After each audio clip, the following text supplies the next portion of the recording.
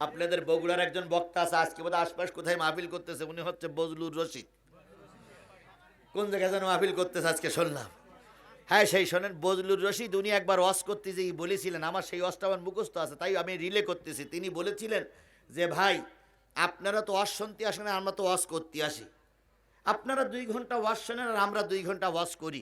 আচ্ছা বলেন তো, আপনারা যত ওয়াজ শুনেছেন, কোনো ওয়াজের ময়দান থেকে কোনো বক্তা কি মাইক ছেড়ে দিয়ে গেছে এই কথা বলে যে আমার একটু হিসু গেছে, হিসু করে আসি, আপনারা বসেন, হিসু শেষ করে দিতে ওয়াজ করবো, এরকম কোনো জায়গায় কোনো বক্তা কি চলে গেছে? আপনারা দেখেছেন কোনো বক্তা?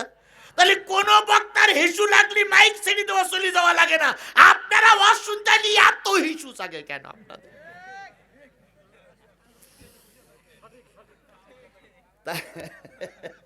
তাহলে আর মাত্র 20টা মিনিট একটু হিসু চাগলু চুপ করে থাকেন। আর যদি একান্তই ধরে রাখতে না পারেন, 4 হাত পা এক জায়গায় করে বসেন, নিচের দিকতে ছেড়ে দেন, কালকে এখানে ওরাই পরিষ্কার করে নেবে, আপনার কিছু করা লাগবে না। তবু অন্তত কোরআনের মাহফিল থেকে যাইয়েন না ভাই। দেখেন না, ব্যস্ত মানুষ 50,000 টাকা দান করেছে, এখনো বসে আছে, আর আপনারা চলে যাচ্ছেন, খারাপ লাগতেছে না ভাই? এই জন্য সবাই মিলে আমরা বসি, শেষ মোনাজাত করে চলে যাব। ভাই, আমার নামে 20টা মামলা ভাই। 5 দিনের রিমান্ডে ছিলাম আমি, আয়না ঘরে ছিলাম 5 দিন। 5 দিনের ভিতরে চোখ মোটে খুলেইনি। সেই 20টা মামলার মোকাবেলা করে আজকে আমি আপনাদের খেদমতে হাজির হয়েছি।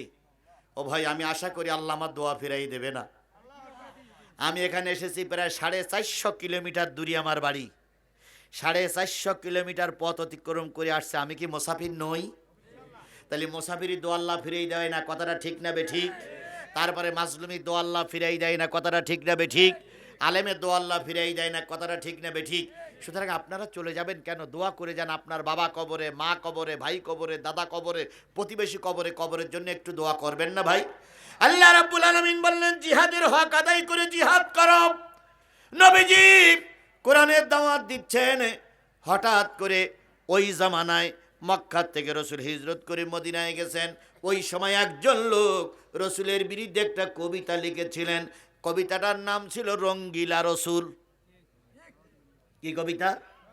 এর সারমর্ম ছিল, রসুল বহু নারী লুবি, রসুল সারা রাত নারীদের নিয়ে পড়ে থাকে। এই কবিতা যে লিখেছিল ওজা এই বাবুল সরকারও তাই। ওর যদি ফাঁসি হয়, বাবুল সরকারেরও ফাঁসি হবে।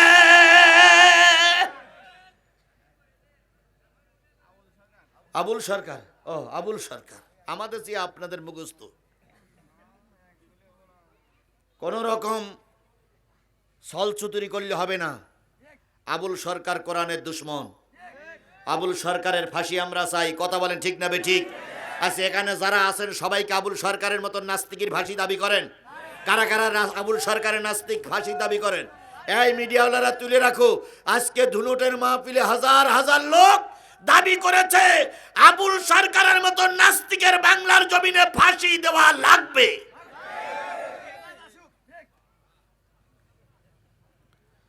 আল্লাহর নবী মদিনায় ছোট্ট একটা ইসলামী রাষ্ট্র হয়েছে। সেই রাষ্ট্রের একজন কবি, নাম ছিল কাব ইবনে আশরাফ। ও কবির নাম কি? কাব ইবনে আশরাফ। আর এটার নাম হলো আবুল সরকার। মনে মনে দুটোই মনে হয় এক। দুটোই কি? একই রক্ত, দুটোর জন্ম। কাব ইবনে আশরাফ তিনি রাসূলের নামে রঙ্গিলা কবিতা লিখলেন। এই কবিতাটা বিভিন্ন জায়গায় মেরে দেওয়া হলো, আরবিতে কবিতা লেখা হলো। কবিতার মর্মার্থ ছিল, রসুল বহু নারী লোভী, রসুল সারা রাত নারী নিয়ে পড়ে থাকে, রসুল নারী ছাড়া অন্য কিছু বোঝে না, রসুল বয়স্ক নারীদেরও পছন্দ করে, ছোট নারীদেরও পছন্দ করে, বিধবা মহিলাদের পছন্দ করে, ছোট্ট নারীদের পছন্দ করে। এই বলে রসুলের বিরুদ্ধে একটা বড় কবিতা লিখলাম। দুনিয়ার সব লোক রসুলের কাছে যখন বলতে লাগলো, রসুলের মনটা খারাপ। আল্লাহ নবী মদিনার মসজিদে আসলেন। রসুলের চেহারাটা মলিন। রসুল খুতবা দেওয়ার জন্য মসজিদে বসলেন। যখন রসুল খুতবা দেওয়ার জন্য বসলেন, লক্ষ্য করলেন রসুলের চোখ বেয়ে টপ টপ টপ টপ করে পানি পড়তেছে। আবু বকর দাঁড়াই বলেন, ইয়া রাসূলুল্লাহ, আপনার চোখ বেয়ে পানি পড়ে আমরা সহ্য করতে পারি না। কি হয়েছে বলবেন কি? নবী কিছুই বলে না। হযরত ওমর তরবারি বের করে বলেন, ইয়া রাসূলুল্লাহ, কেউ কি আপনার মনে কষ্ট দিয়েছে? যদি বলেন নামটা বলেন, আমরা তার কাল্লা আলাদা করব। রাসূল কিছুই বলে না। আলী বলেন, ইয়া রাসূলুল্লাহ, এই মদিনায় অনেক মানুষের বাড়িতে খাবার থাকে না, ছোট্ট ছোট্ট বাচ্চাগুলো যখন খাওয়ার যন্ত্রণায় কান্নাকাটি করে, মা বাপ দুইজনে মিলে আপনার মদিনার মসজিদে রেখে যায়। এরপরে 2 দিন 3 দিন 4 দিন পরে বাপ মা এসে সন্তানটারে ফিরাই নিয়ে যায়। তখন সন্তান বলে, আম্মু ফিরে যাও। নবীজির চেহারার দিকে তাকাই থাকলে পেটে ক্ষুধা থাকে না। সেই রসুল, আপনি মনটা খারাপ কেন? নবীজি এবার তার মন ভাঙা কথা শুরু করলেন আর বললেন, তোমরা কি শুনেছো? কাব ইবনে আশরাফ বলে মদিনার একজন কবি, তিনি আমার নামে একটা কবিতা লিখেছে, তাই মনটা খারাপ। তোমরা কি কেউ পারবে এই কবির বিরুদ্ধে অ্যাকশন নিতে? আবু বকর বললেন, আমি রাজি। নবীজি বললেন, তুই পারবা না, নরম দিলের মানুষ। ওমর বললেন, আমি রাজি। নবীজি বললেন, না তুমিও পারবা না। আলী বললেন, আমিও রাজি। নবীজি বললেন, তুমিও পারবা না। সর্বশেষে পিছন দিক থেকে একজন লোক দাঁড়িয়ে গেলেন, যেই লোকটার চেহারা বেশি ভালো না, মাথায় তেল নাই, পরনের কাপড় ভালো না, কতদিন জানি গরিব মানুষের অবস্থায় আছে, কতদিন জানি গোসল হয় না, কতদিন জানি মাথায় তেল দেয় না। এই লোকটার নাম হলো মুহাম্মদ ইবনে মাসলামা। নাম কি? মুহাম্মদ ইবনে মাসলামা, রসুলের একজন গরিব সাহাবী। তিনি দাঁড়াই বলেন, ইয়া রাসূলুল্লাহ, যদি অনুমতি দেন, আগামীকাল বেলা ওঠার আগে আমি ওর কাল্লাকে কি আপনার কাছে জমা দেব। এটাও একটা কি? এটাও একটা কি? রাসূলের বিরুদ্ধে কথা বলেছে, তারে বাঁচাই রাখা যাবে? এটা হলো বড় জিহাদ। আমার ঈমান যদি টিকে না থাকে, আমি রাজনীতি দিয়ে কি করব? আমার যদি আল্লাহ রসুলের ব্যঙ্গ করা মানুষ যদি ঘুরে বেড়ায়, কি রাজনীতি করবে? এই রাজনীতি আমার কোনো কাজে লাগবে না। আজকে খালেদা জিয়া অসুস্থ না? খালেদা জিয়া অসুস্থ। যদি বিএনপির লোকেরা খালেদা জিয়ার পাশে দাঁড়াতে না পারল, তাহলে বিএনপি করে লাভ কি? আজকে খালেদা জিয়া অসুস্থ, তারেক জিয়া যদি মার পাশে এসে মার খেদমত করতে না পারে, তাহলে সন্তান হইয়ে লাভটা কি হইল? আমরা চাই তারেক জিয়া তাড়াতাড়ি ফিরে আসুক। ফিরে আসার পথে যত বাধা আছে সব বাধা কেটে যাক। তারেক জিয়া আমার সন্তান, আমাদের ভাই, সে মার পাশে এসে দাঁড়াক। এখন যা অসুস্থ, 100%-এর ভিতরে 60% রোগ ভালো হয়ে যাবে। তারেক জিয়া যখন এসে মার মাথায় হাত দিয়ে বলবে, মা তোমার কি অসুবিধা, 100 রোগ 60% ভালো হয়ে যাবে যেদিন সন্তান এসে মাথায় হাত বুলবে। দুনিয়ার সব লোকে হাত বুলে যা উপকার হবে, তার চেয়ে সন্তান পাশে বেলালে সেইটাই বেশি উপকার হবে। কিন্তু সবাই আমরা বুঝতেছি, তারেক ভাই কেন বুঝতেছে না আল্লাহই ভালো জানে। এই জন্য আমাদের সন্তান আমাদের দেশে ফিরে আসুক, এটা আমরা চাই না? অবশ্যই চাই। যদিও আমি বিএনপি করি না, কিন্তু বিএনপির পরে আমার একটা আলাদা টান আছে, কারণ আমরা সবাই এক মামলার আসামি। একসঙ্গে জেলে ছিলাম ভাই, একসঙ্গে মার খাইছি। আমার 20টা মামলার ভিতরে এমন কোন মামলা নাই যে 70 জন আসামি থাকলে 40 জন বিএনপির আর জামাতের 30 জন, তাহলে আমরা মামলা খাটা ভাই ভাই ভাই ভাই ভাই ভাই।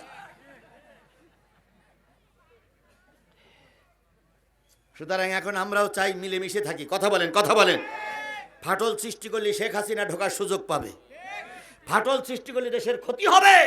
এই জন্য কোন অবস্থায় ফাটল সৃষ্টি করা যাবে। বুঝলেন তো বুঝলেন, না বুঝলেন তো কসু কসু কসু।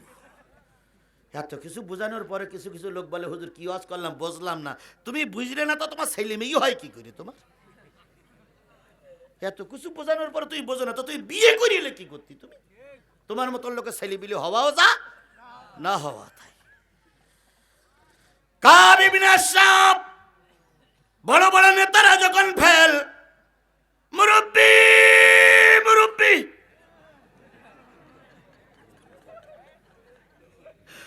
আসলে রাত বেশি হয়ে যাচ্ছে, আমি যত শটে নিয়ে আসতে পারি। কাব ইবনে আশরাফ, নবীজি যখন সকলের কাছে ভোটাভোট নিলেন, পিছন দিক থেকে একজন দাঁড়াই গেলেন। কি সাহাবী? গরিব সাহাবী, নাম কি? মোহাম্মদ ইবনে মাসলামা। এই গরিব সাহাবী দাঁড়াই বলেন, ইয়া রাসূলুল্লাহ, অনুমতি দিলেই কালকে সকাল হওয়ার আগে আমার কাল্লা আলাদা করে আপনার কাছে নিয়ে আসবো। নবীজি বললেন, বড় বড় সাহাবীরা পাচ্ছে না, তুমি কি পারবা? কই, ইয়া রাসূলুল্লাহ, অনুমতি দেন, পারবো। নবী বললেন, সামনে এসো। ওই মাসলামা সামনে আসার পরে নবী জিজ্ঞেস করলেন, কিভাবে পারবা? কাছে, ইয়া রাসূলুল্লাহ, ওর সঙ্গে আমার বাল্য জীবনের বন্ধুত্ব আছে, সেই ফাঁক দিয়ে, সেই কায়দা কৌশল করে আমি ওরে মেরিয়ে আসব। আল্লাহ নবী বললেন, যাও যাও যাও, অনুমতি দিলাম। সুবহানাল্লাহ বলবেন না? আরেকটু জোরে সুবহানাল্লাহ বলবেন না? মুহাম্মদ ইবনে মাসলামা দাঁড়িয়ে আছে। নবীজি বললেন, দাঁড়িয়ে আছে কেন? কই, ইয়া রাসূলুল্লাহ, একা একা যাব না, আরো দুইজন সাথী নিয়ে যাব। নবীজি বললেন, সেই দুইজনকে নাও। এবার সেই দুইজনকে নেওয়া হলো। এবার সাথী হলো কয়জন? আরো জোরে বলেন। নবীজির দুশমনকে মারার জন্য 14ই রবিউল আউয়াল সোমবার অথবা বৃহস্পতিবারের রাত্রিতে 3 জন মুজাহিদ টার্গেট নিয়েছে, আল্লাহ রসুলের দুশমনকে তারা মেরে দেবে। দাঁড়িয়ে আস। নবীজি বললেন, যাও। কই, ইয়া রাসূলুল্লাহ, যাব তো, যুদ্ধের মোকাবেলা করার জন্য অস্ত্রের প্রয়োজন। কি প্রয়োজন? এখন যুদ্ধ করতে গেলে রাইফেল লাগে, পারমাণবিক বোমা লাগে, যুদ্ধ করতে গেলে বিভিন্ন রাসায়নিক অস্ত্র লাগে। আর তখন যুদ্ধের জন্য লাগতো কি? তরবারি। ইয়া রাসূলুল্লাহ, যুদ্ধের ময়দানে যাব, আমাদের তরবারি নাই, 3 খানা তরবারির দরকার। হযরত ওসমান বলেন, 3 জনের 3 খান তরবারি আমি ম্যানেজ করে দিলাম। আর একটু জোরে বলা যাবে না সুবহানাল্লাহ? আরো জোরে বলেন সুবহানাল্লাহ। 3 খান অস্ত্র নিলেন, 3 জন প্রতিযোগিতা, 3 জন রাস্তায় নামলেন। এবার 3 জন আবার যে গেটে দাঁড়ায় আছে। নবীজি বললেন, এখনো দাঁড়িয়ে আছে কেন? কই, ইয়া রাসূলুল্লাহ, আপনার শত্রুর সঙ্গে মোকাবেলা করার জন্য যাচ্ছি। তিনি একটা এলাকার গভর্নর, তিনি একটা এলাকার নেতা, তার আছে প্রতিষ্ঠিত পুলিশ বাহিনী, তার আছে প্রতিষ্ঠিত সেনাবাহিনী, তার আছে প্রতিষ্ঠিত গুন্ডা বাহিনী। তার কাছে মোকাবেলা করতে গেলে আপনার বিরুদ্ধে কিছু কথা আমরা বলবো, না বললি সে তো ঘরে ঢুক